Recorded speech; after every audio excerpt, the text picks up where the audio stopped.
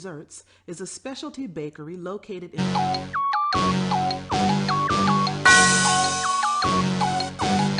Yeah. I love my HBCU. And boy, I love it, love it. I love it, love it. I love my HBCU. And man, I hope my team they won one. I hope my team they won one. Yeah, man. I hope my team they won one. I hope my team they won one.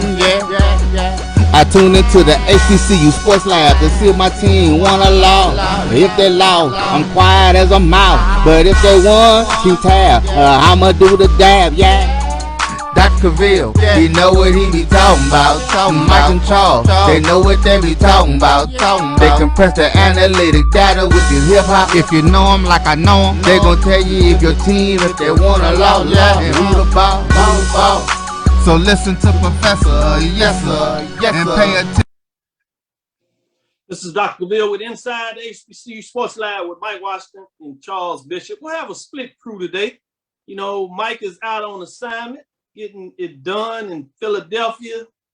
So, you know, he's probably snooping around there and seeing what they do over there at Cheney, HBCU, while he's taking care of business to see if they find a way to tailgate. You know, he's going to tell them, even if they're not, he's like, this is what you should be doing on your tailgate. But with that being said, how you doing, Charles? I'm doing well, Doc. We're on the cusp of another exciting weekend of some great action around the SWAC, the MEAC, the CIAA, and the SIAC. So looking forward to it. Yeah, it's getting interesting, We got a big one. We talked about it on Tuesday, continuous week. The lather started to flow, that big game.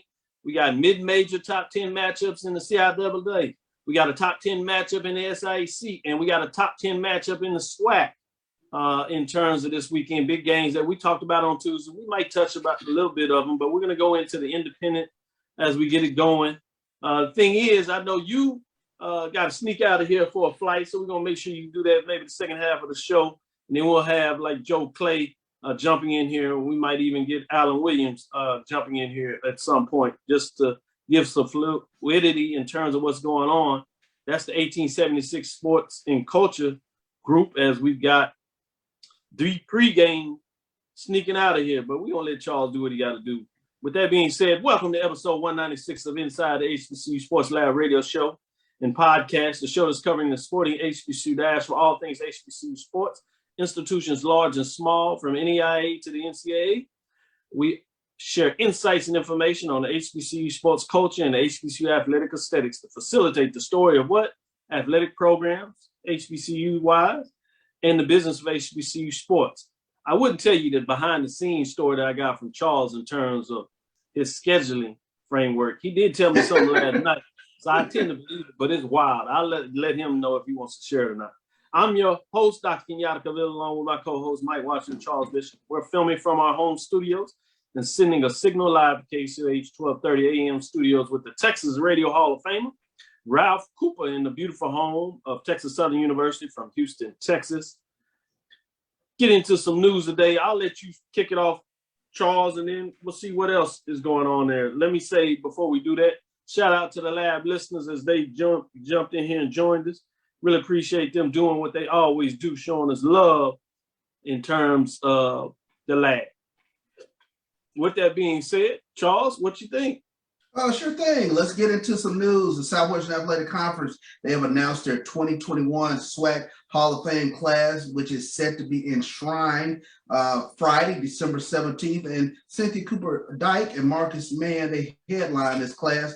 We take a look at this class coming in. Alicia Causey Nelson, the Alcorn State graduate, all everything at Alcorn, various achievements, 1,000 points, 600 rebounds, 300 assists, 200 steals. Bertram Lavelle. Bertram Lavelle is the current head track and field coach at Grambling. He collected 36 conference titles along with 36 Coach of the Year awards. We also look at Robert Jewett. He was Jackson, Mississippi legend, sports broadcaster. But when you take a look at it, he has been executive producer of sports broadcasting for Jackson State and covering SWAC sports for the past 30 years. Marcus Mann, he was averaged 19.3 points, 12.7 rebounds during his time at Mississippi Valley. He helped the Delta Devils to a men's regular season championship, as well as a SWAC tournament champion. Also, we look at Cynthia Cooper-Dyke.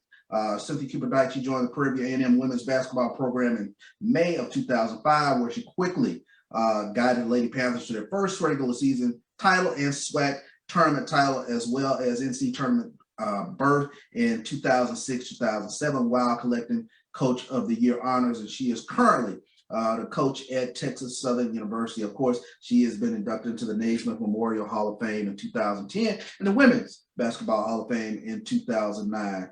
And when we close it out with Ernie Holmes, the legend from Texas Southern, he was legend, of course, at Texas Southern. Late Holmes was inducted into Texas Southern Hall of Fame in 2006. Of course, he played with 6 seasons with the Pittsburgh Steelers and the New England Patriots. He led them to Super Bowl 9, and he led the team with sacks with 40. He was also selected to NFL second team All-Pro back in 1974.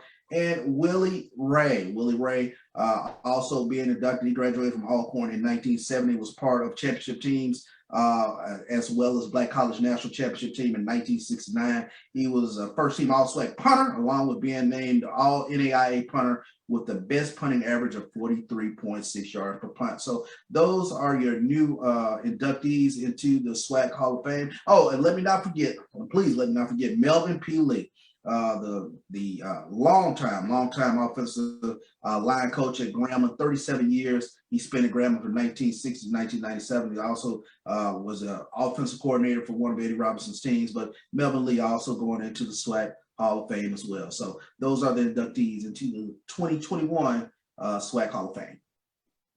Good deal, good deal. Let me get some folks in there when you talk about SWAC Hall of Fame. Let me first shout out to one of our listeners, Dr. Holmes, as I referred to him, Roderick Holmes, and his father getting into the SWAC Hall of Fame. Well-deserved, as you said. Cynthia Cooper-Dykes, or just Cooper now, I should say, Hall of Fame on so many different levels. She's getting it done. And congratulations to her representing Prairie View, as you said, where she got started getting it done in the SWAC. And kudos to all the SWAC Hall of Famers, well-deserved in so many different ways. Want to shout out Lana Shaw, Ricky Burton in the house. Eric Evans says, SIC in the house. Go ASU Rams, big matchup. Albany, as Michael, make sure you say, oh man, they got a big one. Ooh, top 5 matchup. Check us out on Tuesday. I know you was there. We'll give you some love. The Rams, Golden Rams. Wow, that should be big. Jimmy Wilson is in the house. Mary Alice says, good evening. Karen Griffin always showing up. Willie Alex Hines, big SIAC game. Who will rule the East? Savannah State goes to Albany State. 2 teams with top defenses in the conference, no doubt about it. Eric Evans says, go ASU Rams. Savannah State, you are now on the clock. Oh, I like the SIAC mid-major. All right. Willie Alex Hines said, big CIAA game here. Richmond and I will try to attend the rule by the CIAA East. Bowie State will try to maintain the rule against Virginia Union, who will try to knock them off. Yeah, that's big talk. Grambling Band, I saw that will be in Las Vegas for the football game there. Interesting time for that to take place. Okay. But congratulations. Hope as long as they write that check, I'm good with it. Willie Alex Hine, we shall see. Troy Lamont back in the building. I missed Tuesday. We understand. We A&T surprising upchuck the offense. 3 red zone trips with no points. Hard to win a game when you do that. Turnovers as well. I like what he says, though. We'll be back, no doubt about it. Anybody getting live video interrupted broadcast on the pause, we'll check on it. Thanks for the update there, Lonnie. Check your system. That may be your system pretty much good on here. Well, Ricky says he's getting it there too, so we'll check on that to see what's going on there. In terms of that, Dr. Bill, I saw you at the MEAC Basketball Media Conference. I want to bring that up. Yeah, I got a chance to get into MEAC had their basketball media, men's and women's. Great dialogue there. I got a chance to ask some questions, listening to most of them, but I had my questions for Norfolk State and Coach Mouton, both men's and women's there. I asked them about the scheduling philosophy. Man, I love Norfolk State's schedule. couple of HBCU Classic games, so they will take a trip and face a HBCU almost in every different conference you have now. Obviously, they have a game against Hampton. It's a traditional rival they play, whether they were in the conference or out the last couple of years. But then they have a game against Tennessee State on the Legend. They also will play in the Classic where they play, I believe it's Grambling. So they have a team out of the SWAC. So they have a multitude of teams they will play outside of their conference HBCU games. And I think that's interesting. Obviously, they got a chance to make a statement in regards to where they feel in terms of HBCU landscape if they can get it done. Obviously, you have Texas Southern Prairie View would like to say something about that. You have A&T that's in the Big South that would like to have say about that. But it would be nice to see a couple of more of those crossovers. Tennessee State has a really good schedule where they take on HBCU out of various conferences, Big South, MEAC, as well as the SWAC, Alabama A&M, obviously told you about Norfolk State. So I'm fascinated to see what they are able to get done.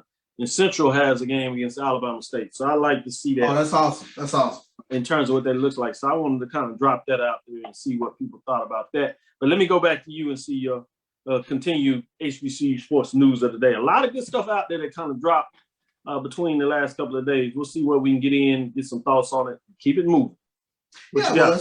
Let's take a look at the MEAC. They announced their 2021-2022 men's basketball preseason honors. Let's take a look at those players. Preseason player of the year, Detorian Ware from Morgan State. We'll take a look at the first team preseason players. Ninda Tark from Coppin State, Miles Carter from Delaware State, and Malik Miller from Morgan State, the aforementioned Detorian Ware from Morgan State, and Joe Bryant round out the first team preseason player honors from Norfolk State. But we take a look at the second team players. It'll be Kyle Cardesy from Coppin State, Dontarius James from Howard, Lajia Grunstein from Morgan State. Morgan State has a lot of guys on here. Jalen Hawkins from Norfolk State and Randy Miller from North Carolina Central. They round out the second team preseason. With that going on, let me also talk about article with Coach Eddie George, disappointed in the Tennessee State football home crowds. We're playing in front of nobody, as he was quoted as saying. So it's fascinating to see what's going on in the Tennessee State country. We kind of talked about, different perspectives, but this team is playing some pretty good football. Obviously, they show up for the Southern Heritage Classic, but it's like they tuning in, and it seemed to even getting worse. And then you put it into the fact that it's in Nissan Stadium, home to the Tennessee Titans, and so it exacerbates any type of small crowd. So be interesting to see where that goes. Any thoughts on you in general about what's maybe going on there? Sort of a purgatory sort of situation with Tennessee State.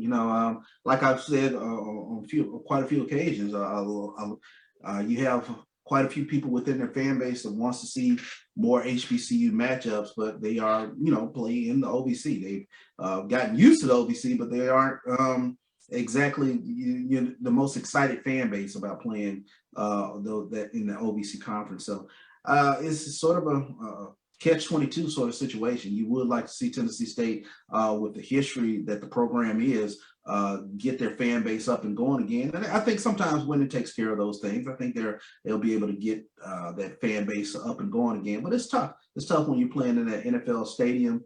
And right now, I guess for lack of better words, fan base just not quite fired up about playing Tennessee Tech. You put it quite simply like that. Just like, you do like the fans. Oh, what are we talking about? Hey, when a unicorn shows up at your door, you need to show up for the unicorn. So it is what it is. 16,000. That ain't gonna get it done. And Dawson Owens, he called out his fan base too. I need you to come from the tailgate. I need you to come inside the gate. So yeah, it doesn't help that you got that monster down there at Jackson State just showing everybody up. Not just for homecoming, where it was ridiculous, to be frankly, but even before that, been having nice crowds. And for those that may be new to Jackson State as a fan, whatever that means, that's not necessarily something that Jackson State hasn't done for a number of years in terms of being one of the top teams leading attendance. It may intensify now in terms of what's going on based on them winning, based on the interest of the culture, the marketing, the branding, including what you all do with the pregame. Really nice there. I did say that to say two big news items before we take this break. This has obviously been talked about, so we won't go too far into it, but I think it's important to at least kind of bring it up. There's one, prayers to Dion in terms of him getting well in all seriousness, no matter how you feel about what he says and talks or the program or Jackson State fans showing their pride that may be unnerving to some people. I'll put it that way. Right? Understandable. But, right, but it's credit to them. They're doing, to me, in a lot of ways, what they're supposed to do. You know, they're excited about their program. You see it in the attendance, as I said. You see it with the victory. You see it with the, you know, as they voicery let you know. But obviously, he had surgery that we all know about. And now the doctors have ordered him off that foot, which means that he really needs to find a way to get off the sideline more than what he's doing now because he's aggregating it. So wish the best for him in terms of successfully getting himself healthy, no matter, again, what you think about it. The other one was his comments before that came out with Monday, was talking about one that seems that people gloss over and miss, that he cited about his opportunity, if his team can get there, going back home to Atlanta, as he likes to call it, which was his ending point. But also in the mix of that, he talked about, you know, wanting more. You had the interview with the VP of Athletic, Courtney Gaucher, talking about wanting more. And it's interesting how some people are spinning this, if you would, or reading it their own way. I guess I shouldn't necessarily spinning it. That this is part of the conference seeking to play in the playoff. And to be frank, namely, it's A&T folks in a lot of ways, because they have chosen to take that path. And I think they have every right to do that. They've had their success in Celebration, certainly one, arguably, the best program, certainly, if not one of the best programs over the last decade, you could argue, easily the last 5 to 6 years in terms of what they've been able to do, success, non-conference, whatever. And they decided, based on their administration, to move in a different direction to continue to push the program forward. But it's like now they're saying that people need to follow them and follow their lead. And it's interesting to see that they can't necessarily see it in their own right. But these two individuals have clearly stated about that they want more, whether that's multiple bowl games, which you've had Dion said multiple times. People laughed at it. Now you have Courtney talking about the interest and the need for multiple bowl games, multiple opportunities in postseason, the playoffs. So I think it's interesting that they're talking about it. And they're very keen about making sure people understand and who they're talking to, not just the fans, but the powers that be, about the need to provide opportunities and diversify, which are key buzzwords going on out there in amongst wanting more. So I thought that was interesting. We'll take a break. We're leading over a little bit, but I wanted to get that on the table. If we come back, certainly if you want to have some interest, you can say something about that, or we can move on to the poll ranking that I'm sure everybody's waiting on, because there were some key matchups. With that being said, we'll be right back after this quick break. This is Dr. Bill inside the HBCU Sports Lab with Mike Washington and Charles Bishop. Stick with us. Hey, PV family. How many of y'all were saddened by that disappointing news of homecoming tailgate being canceled? I know. Me too. But that's okay, because PVU Day One Crew got your back once again.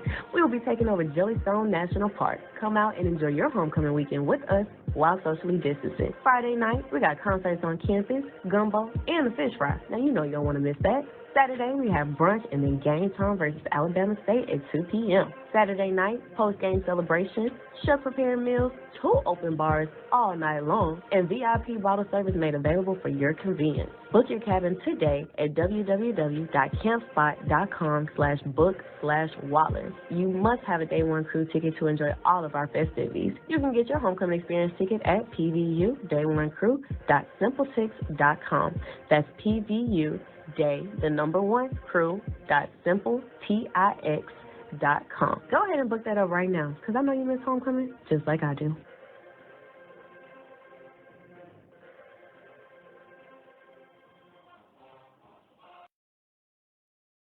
Sugar Chateau Desserts is a specialty bakery located in the Charlotte, North Carolina metro area. We will create delicious and one-of-a-kind treats for any occasion. Sugar Chateau is currently shipping cakes in a jar, offering a variety of different flavors in a single-serve container that can help you celebrate in accordance with social distancing.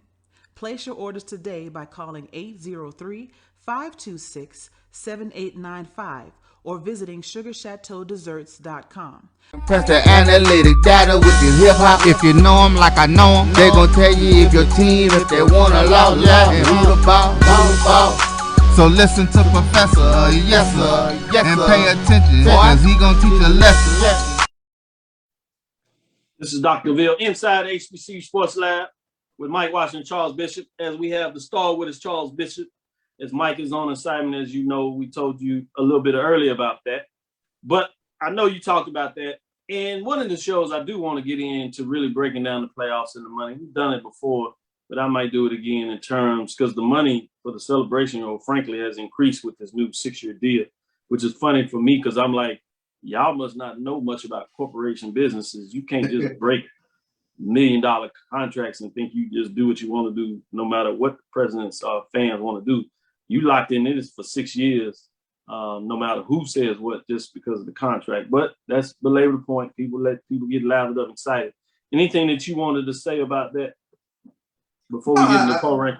No, I'm looking forward to getting into the pro rankings. I think you hit the nail on the head. But I know fans have asked and are very curious about not just the difference between the FCS playoffs versus the Celebration Bowl. Like you said, we've talked about that, but very curious about the Southwestern Athletic Conference in terms of what does it mean for, is there actual SWAC West or SWAC East, or do all the games count? I think a lot of fans have been asking that question. So I was like, I need to be sure that I put that in front of Dr. Cavil so he can explain that to all of the fans in regards to moving forward. You know, the wins and losses on the East, on the West. What does it mean? What does it mean for, as an aggregate?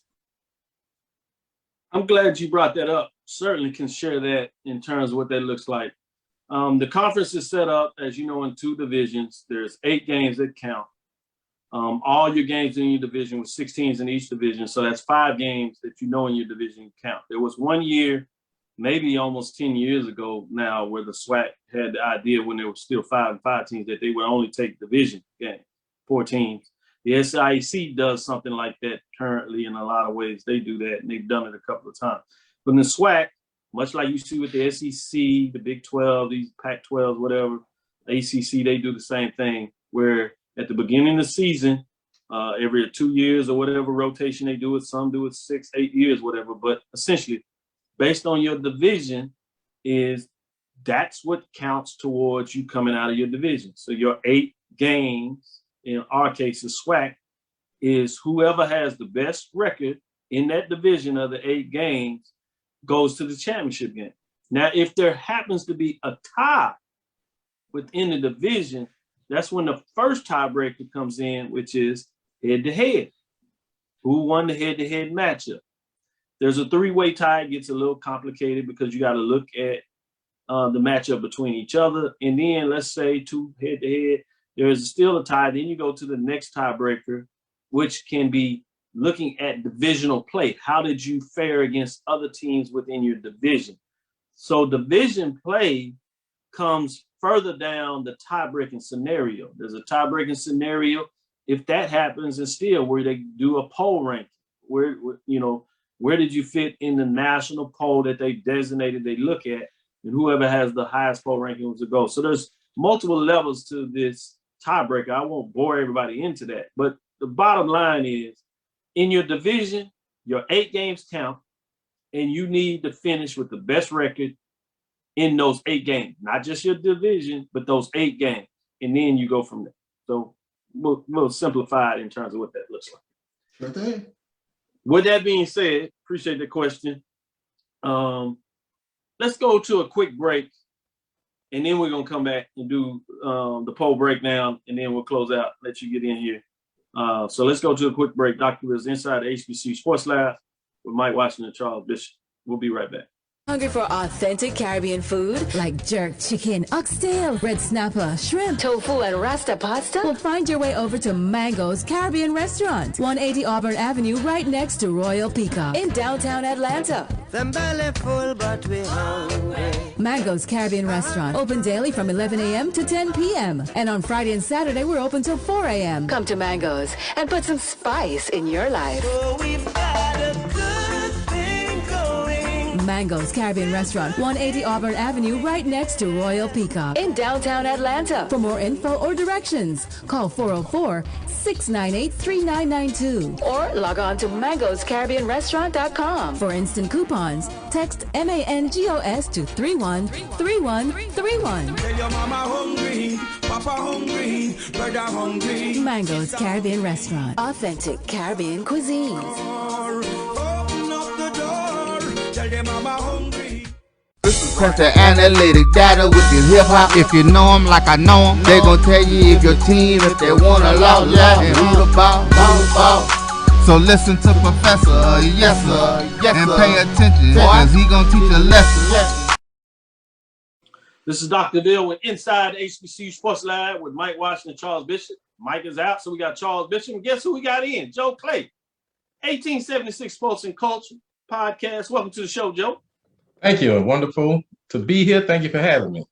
Man, right on time as we get into this mixed top 10 poll rankings with the bands. Alabama State, the Marching Hornets, 2-2 on the season, 0-2. They've had two close losses with two very big fan bases. So they sneak in the poll at number 9 after a lot of requests. They represented in Jackson State. Jackson State did their thing, so they didn't get the victory, but they're in there.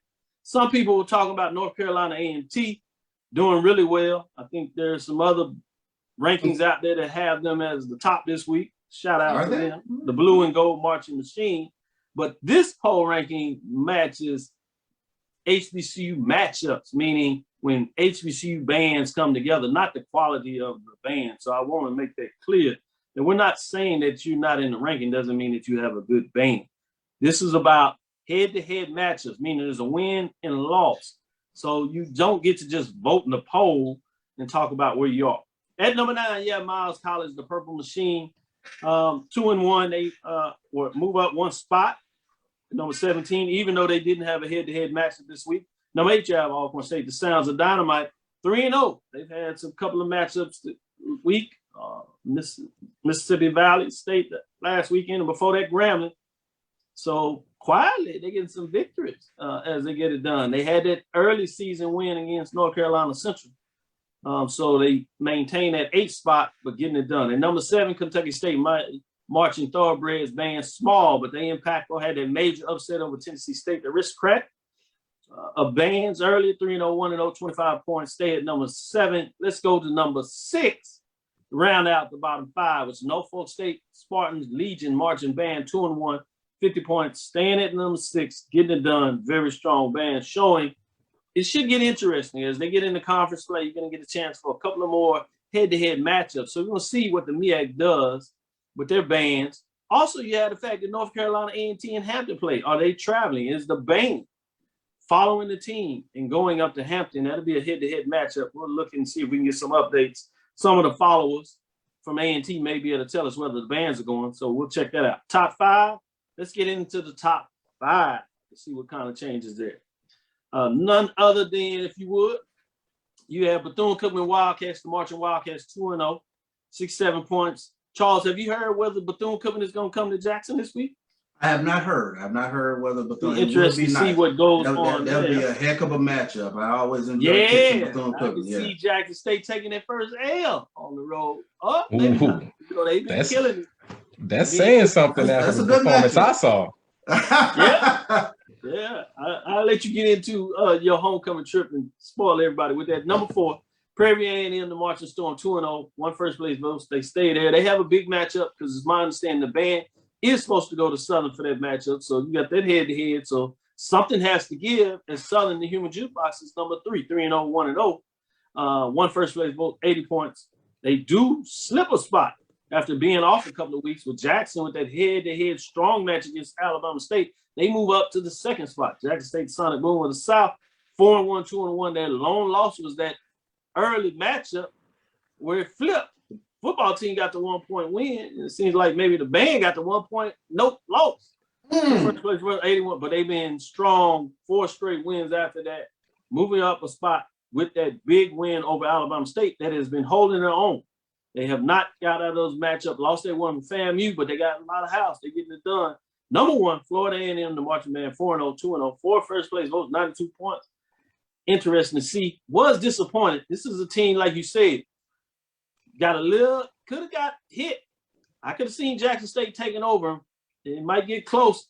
They had a chance to go up to Huntsville with the team and did not make the trip. I know that's something that you like to talk about, Charles. I didn't know that. Yeah. You got to travel. Then I'll pass it over to Joe. Go ahead. Let me know your thoughts. Yeah, I always take a look. If we talking head to head, I need you on the buses. I need you to make the trip. If the football team, I need you there because you become the 12th man, and it is what it is. So, there are no weeks off when it's football season. It's go time then. You can do everything you want, in the off season, but hey, during the football season, we keep the main thing.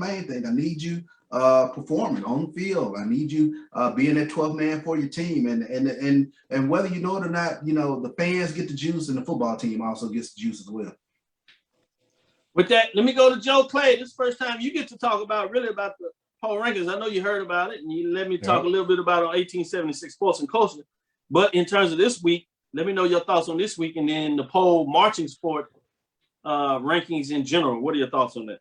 Yeah, Charles just made a great point. It is the band is the 12th man. I had thought about it that way before, but certainly you take your band with you on the road, and they can sit up in the stands and help you, generate some excitement from the visitor side. So that's very important. I'm happy to know that Prairie View A&M band will make that trip down to Southern for Southern's homecoming. So that's going to be a great, great show.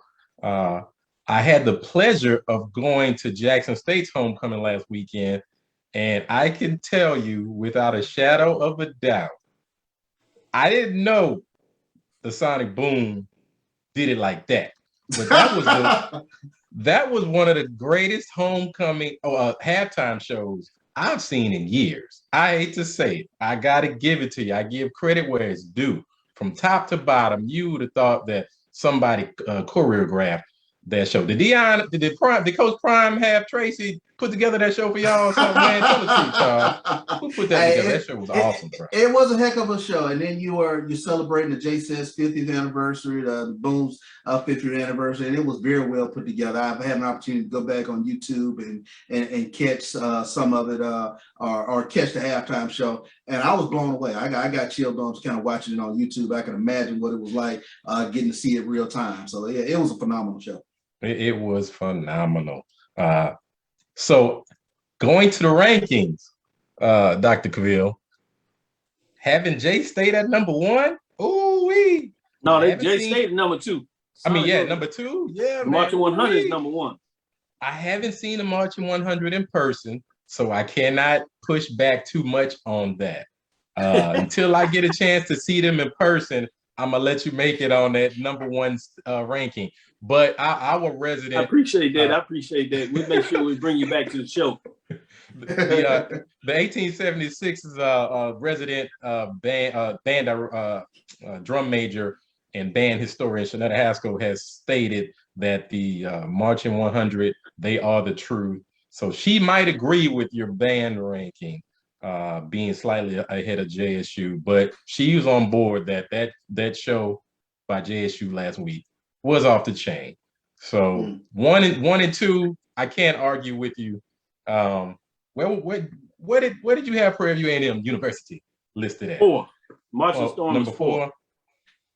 They had to win over Grambling. Remember, we look at matchups. We're not just talking about what they're doing. So some of the matchups have been able in a position where they got the win. They had the Texas Southern matchup. Yeah. They had the Grambling matchup. So those are the things that you got to think about. Again, people get it twisted because they think about their favorite band or they think about what they've seen and they want to vote in terms of popularity. This is strictly about matchups. It's similar to what we do in terms of football. You can go on a football season. You play a tough schedule. It'll get you. South Carolina State, for example. And if you start winning, things will change in terms of where people see you in the poll. But it's all about the matchups at a given time. It is a week-to-week poll ranking. What are the matchups of a given week? So this week is interesting. You got a couple of key matchups where bands will actually be there to take place. And so we get a chance to really see what two full-fledged bands do to each other when they get that head-to-head matchup. And I think Storm and the Jukebox. That's going to be a good one. Man, that made toss and turn that top 5 just a tad bit there. No doubt about it. Well, we'll get back and we'll take this quick break. I know Charles got to say as he's on the move, so I'll give him the last parting shot for the first half of the show, and then we'll take a break and we'll continue on with the next half of the show with Joe Clay to break down some of the matchups that are independent coming up this weekend. Go ahead, Charles. Yeah, looking forward to this weekend. In terms of the matchups, I think Prairie View and Southern, all eyes of the SWAC will be on that matchup, trying to get supremacy in the SWAC West. When you take a look at it, Prairie View's defense, they are the number 10 ranked defense in the nation. I'm going to say it again. Prairie View's defense is the 10th ranked defense in all of FCS football. They're going up against the 6th ranked rushing offense in the nation in Southern. Southern has 4 preseason all-SWAC offensive linemen, a bruising running back, and Kobe Dillon. It should be a phenomenal matchup, so looking forward to it. And then I'm on the road. Pregame show, we will be at Jackson State Bethune-Cookman this weekend. Charles, Prairie View, Southern, put you on the spot. What you got? I'm going to go with defense travels. I'm going to go with Prairie View Panthers. There you go. Jackson State, Bethune-Cookman, who you got? Got to go with the Jackson State Tigers in there. Jackson State is the number 2 defense in the nation. Coach Prime won't be on the sideline. That's true. Fam, man, who we got? We got Fam. We'll go with Florida A&M on that one. All right. What other matchup do we have? A&T and Hampton. Yeah, who you got A&T and Hampton? I'm going to go with the Aggies in that. Just by a little bit, though. Alcorn and TSU. I'm going to go with Alcorn getting the win in Houston. Ooh, okay. Alabama State, are they? Oh, no, they're off this weekend. A&M's off this weekend. Is that everybody? I think that is everybody in the SWAC. I think. What about Grambling? Well, we got UAPB and Arkansas. So we'll go with Arkansas, of course, in that one. That's an out-of-conference matchup. All right. Well, this is Dr. Cavil inside HBCU Sports Lab. We'll be right back and carry on with the show with Joe Clay. Professor Clay, you get a chance to go inside the numbers and see what you think. Stick with us. We'll be right back after this break. This is Brian Fulford. AD Drew and I are co-hosts of the BCSN Sports Lab. We talk about all things related to HBCU athletics. From the games, teams, coaches, and fan interest stories, we cover it all. You can find our shows on Facebook at BCSN Sports Lab, YouTube at MyJBN Online, and everywhere you listen to podcasts like Anchor, Spotify, Google, and Apple Podcasts. You can also find the show on the Jericho Broadcast Network's app. Make sure to download. We look forward to you joining the conversation and being a part of the show.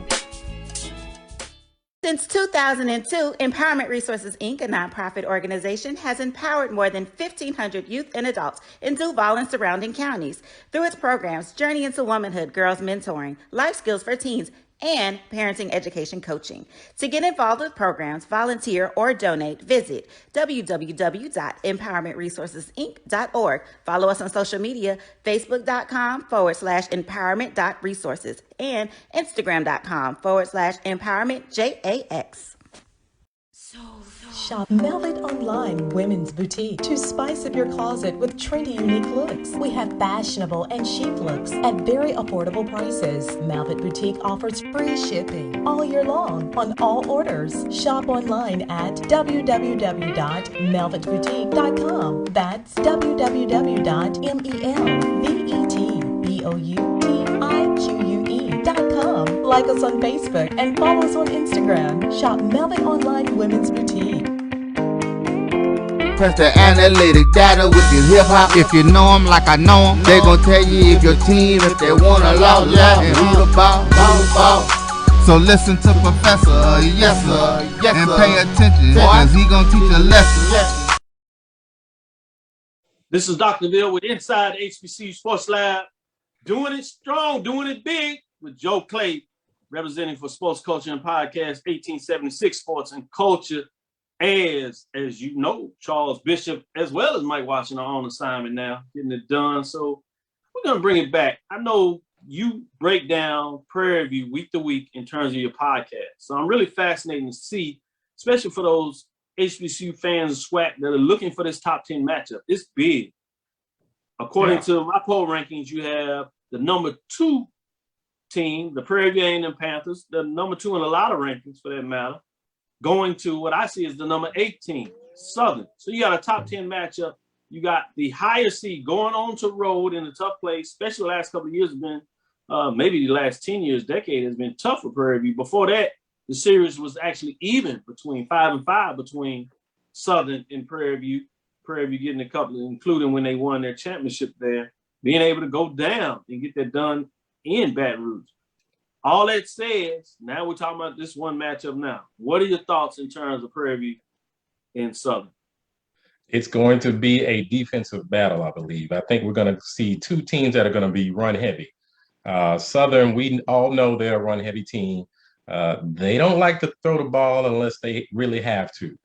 Prairie View's defense has been stout. Our front 7 has been ridiculously good most of the season. We had a little bit of a downturn last week in Bethune-Cookman. The weather played a part in it, but we had one of the linebackers on our show Sunday, and he spoke about it. He said at halftime they addressed it at halftime. They were very disappointed, and they were set to turn that thing around and stand up and stop the running game. So I look for Prairie View's front 7 to resist that strong running game of Southern.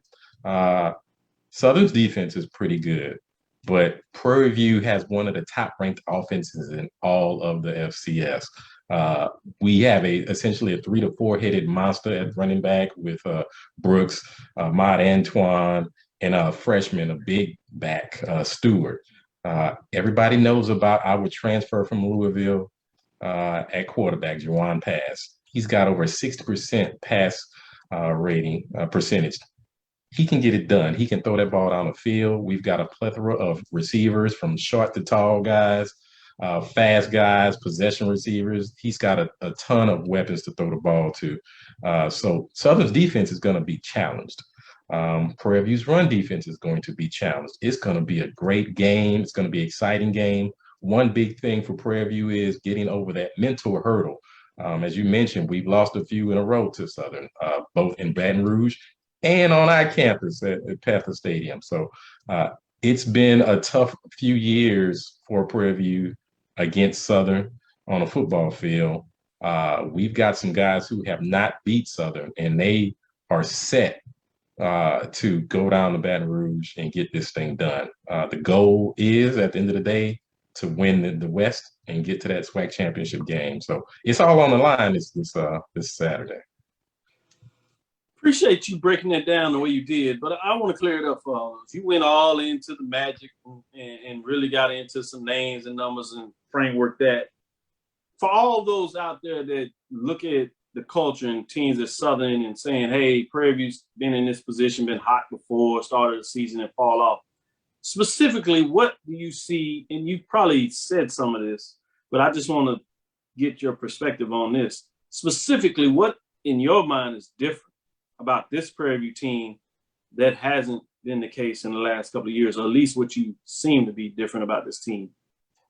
We haven't seen the mistakes. We have not seen the mental errors that we saw in the last couple of seasons that kept us from winning the SWAC championship. We had all the talent in the world. We had some of the best talent in the SWAC to get it done, to win a championship. But we saw mental mistakes on the field.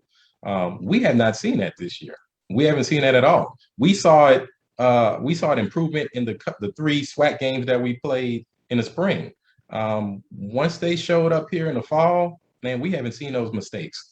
The game we played last week against Bethune-Cookman, when we were not we weren't playing our best. It wasn't our best effort defensively. In past years, we wouldn't have won that game. We would not have found a way to win. This year, this season, this team, the senior leadership that we have on this team, they find a way to win. They limit the mental mistakes, the errors, the special teams errors that have plagued us in the last couple of seasons. We don't see that this year, man. And it has helped us to seemingly take that next step and take us to another level. And if you haven't seen us play, check us out. I believe we'll be on ESPN this weekend. So check us out. You will love the product. It's going to be a great game, and you will see a different Prairie View that has not, we have not seen in a few years. Very mentally disciplined on the football field.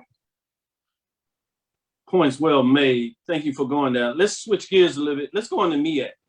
This is actually no classic major games this weekend. So we took a homecoming game. HBCU Major Division homecoming game of the week features a MEAC matchup. South Carolina State 2-4, 1-0. Got their first conference win last week. They've won now 2 games. As I said, 2-4 overall. Started off with a tough schedule. Lost to Alabama A&M, FAMU, if you would. But they were picked to win the MEAC. But now they go on the road to Delaware State that has won 3 straight games. You may talk about a little bit of a competition, but they had a big win over FCS, historically white college university, in terms of showing that they had the impetus to do it. This is also the team that beat Bowie State. Now, there was a lot of mistakes made by Bowie State, and Bowie State is number 2 in the mid-major and playing really good football right now. A lot of their fans wish they had their game back, but 3-3. Delaware State has not played a conference game. They were off last week. Tell me a little bit, what are your thoughts in terms of this matchup, homecoming involved? Can South Carolina State go in to Delaware State and get this done, or do you have Delaware State having a major upset in this early MEAC conference lineup that's going on this week? I think South Carolina State found out that the going into SWAC play was going to be a little more difficult than they may have anticipated. So they got their feelings hurt in those first 2 games. But they did look good in their last showing. Now, going to Delaware State, hey, you may question some of the competition, but you can only play who line up in front of you. And if you get it done or you don't, they got it done. So now they're on an uptick. They got all cylinders going for their homecoming. They've laid off for a 1-week layoff. Sometimes that does not bode well for a football team. Once you're in your rhythm, you're in that flow, you want to just keep playing. So they got that week off, but it is homecoming. And homecoming tends to allow folks to play up to their greatest levels because they want to put a show on for the fans. So I suspect that once South Carolina State shows up for Delaware State's homecoming, I think it's going to be a heck of a game. I think Delaware State was going to pull that one out. They want to keep their winning streak alive. I know South Carolina State, they're going to be hungry for a win in the MEAC. It'll be a great game, man. Hopefully they'll have a large attendance. Hopefully South Carolina State will travel well to that game and support their team. But I got to pick Delaware State in this one for their homecoming. Ooh, Colin, Joe Clay with the major upset. Man, you talking about turning the tables into South Carolina State. I know there's no folks, State Spartan fans hearing that, but there are some concerns with South Carolina State Bulldogs. I'm not sure I see it quite like that, but that's why we bring the experts in to break it down. With that being said, let me get some shout outs before we go to what will be a Big South Conference game featuring 2 HBCUs. Hampton moved into the Big South a couple of years ago. This is the inaugural season for North Carolina A&T. I have them ranked number 6, but before we go in that matchup, let me give a shout out to some of the folks in comments that's going on out there. North Carolina A&T made their choice. G. Boom Holly, when we were talking about Dion being out this week for Bethune-Cookman coming in there, he'll also be out next week as they hit the road. They go to Mississippi Valley. The SWAC released their ESPN basketball, and they have only 4 games on ESPNU. There should be more. Yeah, it'll be interesting to see what that looks like. Will there be added games to that marketplace? Where is Money Mike Washington? Mike Washington is in Philadelphia taking care of some business as we have him on assignment. Roderick Holmes says, I'm late for the lecture, dog. Ate my homework, what I missed. We'll let you tune in and get on that. You back with us now. I've heard that excuse, though, with the dog eating my homework. You'd be surprised. You didn't even get that in college. Wow. Ricky Burton says, I'm still getting the commercials. I think we got you back up now. Let's see if we can get in there. Allen's Van of Gold was great against Clark Atlanta University on 10-9. I agree with you. I saw that. Great matchup for Allen as they are joining the SIAC probational year. G. Boone Holly says, what's up, Joe? With that, let's get back into it as we talk about that number 6 North Carolina State Aggies coming off that tough first conference loss. They're 3-3 on the season, 2-1. Lost to top 15 Kennesaw State, but do they have to bounce back? Need this victory to stay in the race, at least in the Big South. But Hampton Pirates 2-4, 0-2 in the Big South. They play 2 games, are at home. It is a big matchup there in terms of what that looks like. Can Hampton get it done and surprise everybody, or will North Carolina fix the ship, if you would, and get it done as the Aggies roll? What do you think's thoughts on this matchup? I tell you what, North Carolina A&T hasn't found that move to that PWI conference as easy as they may have thought it would be. I've been seeing some conversation about whom it has been a better beneficiary of that move, more of the conference and not necessarily North Carolina A&T to this point. We'll see how that flows out over the next couple of years. But I would say that A&T is who they are. They've been good. They have played well perennially against other HBCUs, whether it be MEAC schools or SWAC schools. So I see them going into Hampton and standing up and winning that game. They've got athletes all over the field. They play good defense. They believe in the running game. So at the end of the day, we know that they will line up and hammer Hampton with their running game. They'll throw the ball efficiently when they need to. They'll limit their mistakes. I'm sure they've been working on those errors that they've been having earlier in the season to get those tuned up. So I suspect they'll show up in Hampton ready to play and give those Pirates something that they're really not ready to handle. Big matchup. I did want to get something off the field and get your thoughts on this because I know you really get into the culture and you have your personal thoughts in terms of fans traveling to games like you do. You get to see a lot of games. You'll hit the road in a minute. You just talked about going over there and checking out. It's Jackson State, getting a little bit of their homecoming and see what that's about. But Norfolk State last week had a homecoming. They played Virginia Lynchburg. Yeah, we'll talk about the opponents. This week, just for those, I have them as number 4. The Spartans travel to Howard Bison for their homecoming, 4-2, 2-4. But the big conversation this week about Norfolk State was Coach Odom, who challenged his fans in a lot of ways and saying, hey, man, you all were out there tailgating, whatever, but, you know, we're putting a product on the team. We have a winning record. We have a chance to really do something special.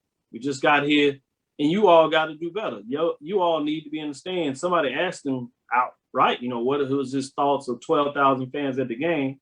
And he was like, no, that's not getting it done. He made one comment, just had me rolling Coach Odom speak, where he talked about he been in some places where some places, as he said it, where a mouse, rat, whatever, can't find a seat on a cracker.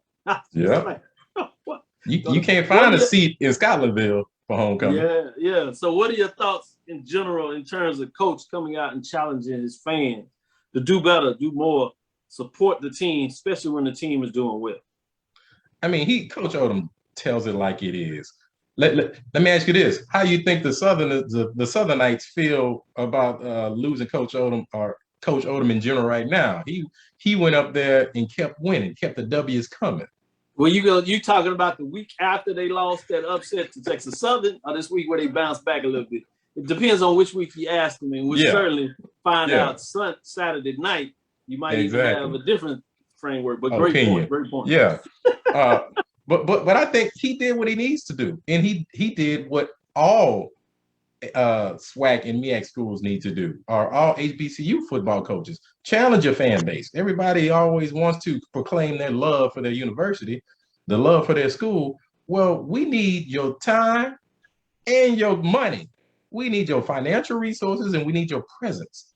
Don't just come to the homecoming game or a football game and just sit outside the stadium tailgate, not wanting to pay the $35 entry fee. The school needs that revenue. our boys on the field need your support. It's called the home field advantage only if the home crowd is in the stands. So yeah, whatever. I don't know what Norfolk State's maximum capacity is in that stadium, but it's like 20. They have a nice stadium, 20 plus, almost 30,000.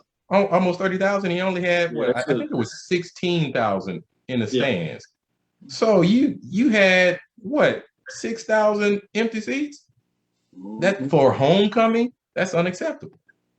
And if I guarantee you, last week at the vet, it's 53,000 plus, as you all know. When I drive down the street Saturday, Mumford Stadium, guarantee you it won't be, as Coach Odom mentioned, there will not be a seat to sit in at that homecoming celebration. So yeah, we've got to do all we can to support our universities with our presence and our dollars at our games. Not just homecoming, all the home games. I like that. And it's also another Coach Prime. He talked about that too, that should not just be a homecoming thing for Jackson State. Let's find a way to do that this week and make it a weekly type thing. And so I see your point very well. But you're not only a person that talks about it. As we come to a close, I did want to give you a chance to talk about the Day One crew. In a lot of ways, you started with the Day One crew before you even cranked up the Sport and Culture Podcast 1876 to give people more information about Prairie View, particularly athletics, even though y'all talk about the culture and some academics and things outside of that. But Prairie View's homecoming is one of the HBCUs where they counsel many of the events there, where you basically just have the game, ceremonial things, and it's virtual in a lot of ways. But you picked up the baton with a couple of other guys, myself included, Alan, Roland, specifically those extended and directly related to the Day One crew. Talk about what you all are doing and why is it important.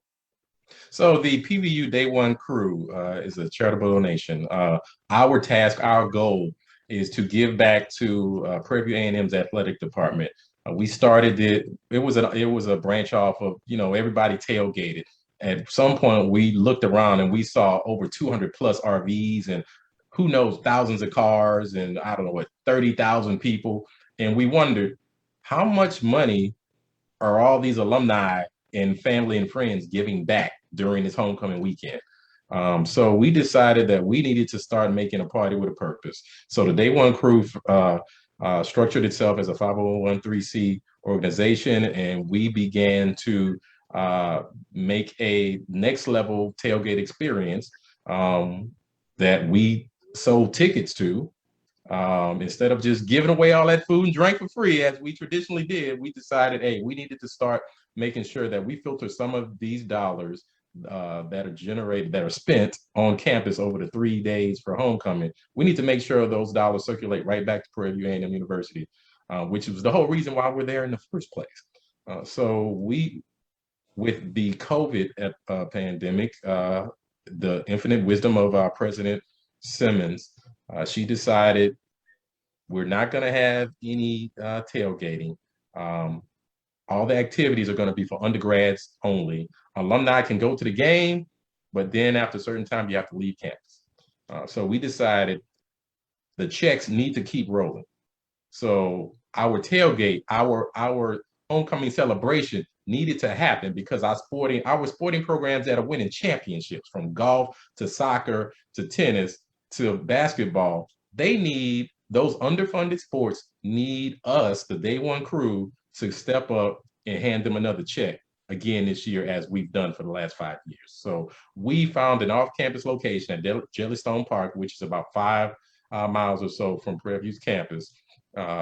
We went there, rented out a big lodge, and we're going to have our same tailgating, our same homecoming celebration experience, next level, but just in a different location. So we decided that we needed to still do what we do, just do it safely, just change the game, do it in another location, and the show keeps going. Great point. Well said, and appreciate you sharing that for those out there about seeing a different way to party with a purpose that we've heard before. with Tom Joyner and his connection with HBCU, but you're doing it. 1876 Sports and Culture. Shout out to Roland and the rest of the folks associated with the Day One crew, including how we've had a chance to kind of help and create that. One day we'll tell them a little bit about the history of how all those RVs began. That's a show in itself. There you go. There it is. Dating back to 1996. Thank you. We'll close it on that and teasing and let folks think about that a little bit. But I want to say thank you, Joe. Thank you for listening to Inside HBCU Sports Lab. Make sure you share our podcast with your friends and colleagues. I am Dr. Kenyatta Cavil, the Dean of HBCU Sports, coming from inside the lab in the College of Sports with Mike Washington and Charles Bishop. Hope you enjoyed the show.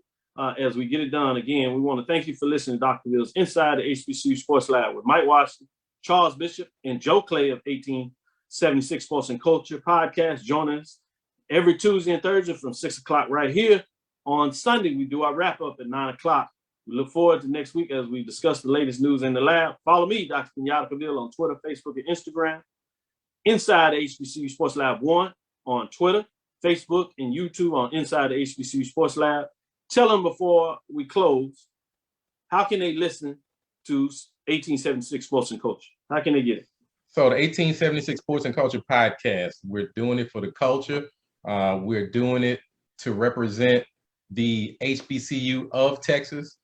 You can catch us on all podcast platforms, Spotify, Apple, Google. Again, 1876 Sports and Culture podcast. We drop every Tuesday morning. With that, dream big and continue to move forward. We will talk with you soon. Joe? Sports. We got it. Sports. Lexi. Dismissed.